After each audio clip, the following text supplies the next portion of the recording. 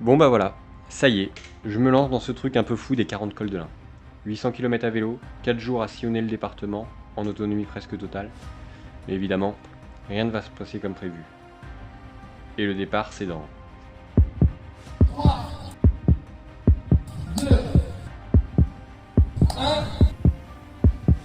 Bonne course à tous!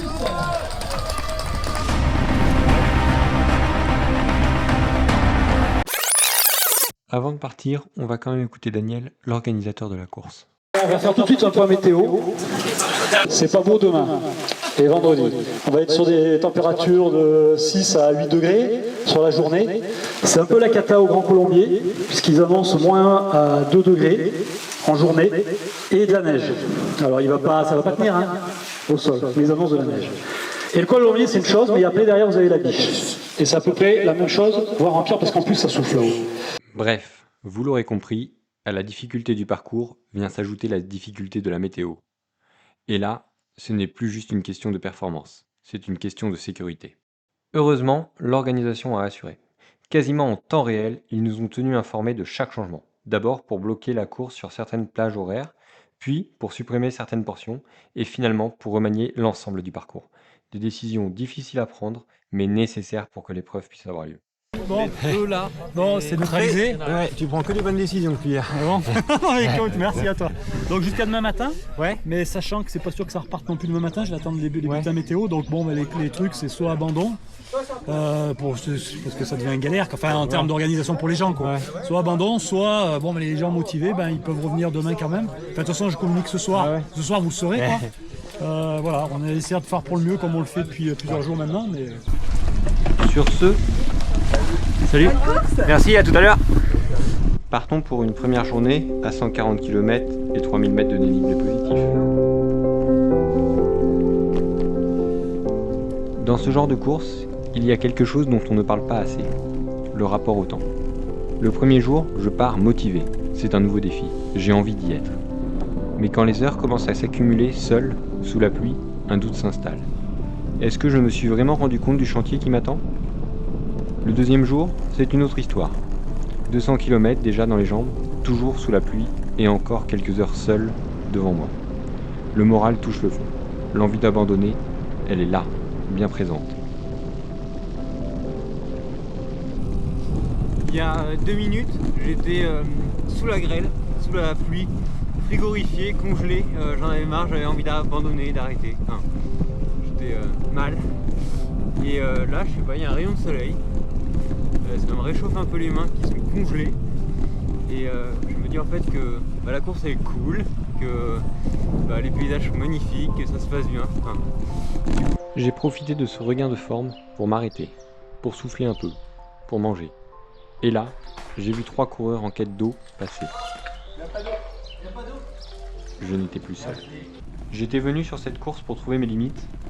Finalement, c'est le moral qui m'a rattrapé avant les jambes. Et ce que j'ai trouvé à la place, c'était encore mieux.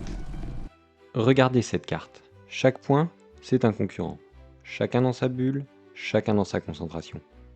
Moi, comme les autres, je cherchais à savoir jusqu'où je pouvais aller. Ce que je n'avais pas anticipé, c'est le balai qui se jouait sur cette route.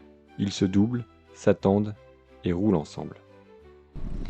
Le premier point que j'ai rattrapé, c'était Julien. Une silhouette rouge au loin sous la pluie du premier jour. Je l'ai eu devant le viseur pendant un moment, avant de pouvoir le rejoindre. On a parlé de la météo, de la stratégie de course et de son vélo. il est marrant ton vélo. ouais, il est cool, hein. Parce que franchement, pour une épreuve comme celle-là, son vélo avait de quoi interpeller. Et puis une descente, et Julien a disparu. Puis, il y a eu Greg et Serge. On a terminé la première journée ensemble. En fin de journée, la fatigue commence à jouer des tours, la concentration flanche, et regarder le GPS n'est plus vraiment la priorité. Tu sais où on va, je veux bien que tu passes devant. J'ai la trace. Ok, parfait. Je pense que sans eux, j'aurais loupé 1 ou 2 embranchements, peut-être plus. Parfois, les bonnes rencontres arrivent exactement au bon moment. Le deuxième jour, j'ai eu la chance de partir aux côtés de David, un ultracycliste expérimenté, et ça se sentait. Il m'a partagé des conseils précieux, notamment sur la gestion du froid. Des choses que j'aurais mis des heures à comprendre tout seul et qui m'auraient coûté beaucoup. Et avant qu'on se sépare, il a eu cette phrase simple, dite comme une évidence. On va vers le mieux. Passe une bonne journée. Merci toi aussi. On va vers le mieux. Cette phrase, je me la suis répétée à chaque fois que j'étais dans le dur. Et autant vous dire, elle tournait en boucle dans ma tête.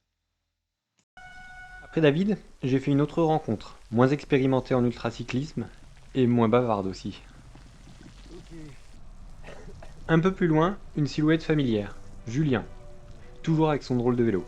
On s'est retrouvés comme si on ne s'était jamais perdu. Le 3e jour, j'ai rencontré Damien. Oh, du chaud, du Bonne humeur et bienveillance, même après 2 jours de pluie et des centaines de kilomètres dans les jambes. Le genre de personne qui rend la route plus légère juste par sa présence. Salut. J'ai raté un bras Je suis allé tout droit. Bon. Ça va? Ouais, toi? Et puis, au détour d'une route, Stéphane et Sophie, de nouveau. Cette fois, pas question de les perdre.